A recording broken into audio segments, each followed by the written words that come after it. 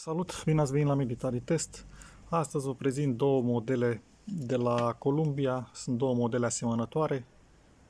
Teaca este identică, este din ABS, o gaură pentru scurgerea apei, prindere multiplă, atât la curea, pe cui sau poate fi purtat la gât.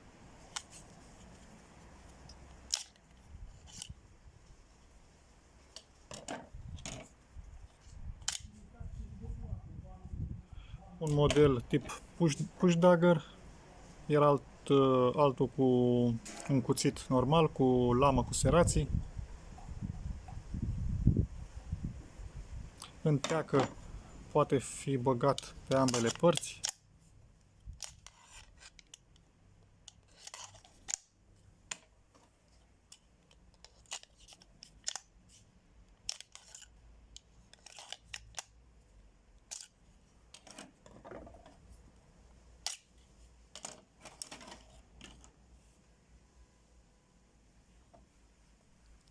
Mânerul este din cauciuc și plastic, partea verde este din cauciuc, partea neagră este din plastic.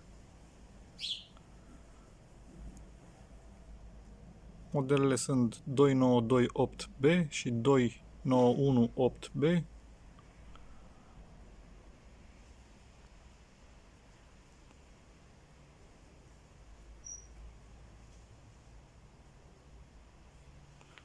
Niciunul din ele nu are lama full tang.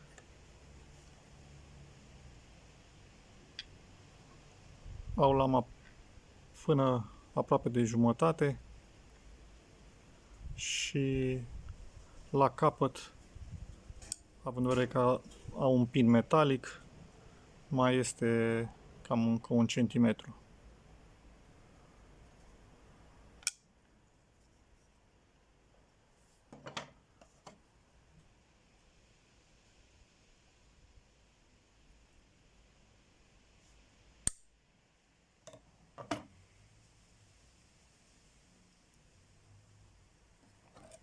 Lungimea este aproximativ asemănătoare, 24,8 cm, lungime lamă 12,2 cm,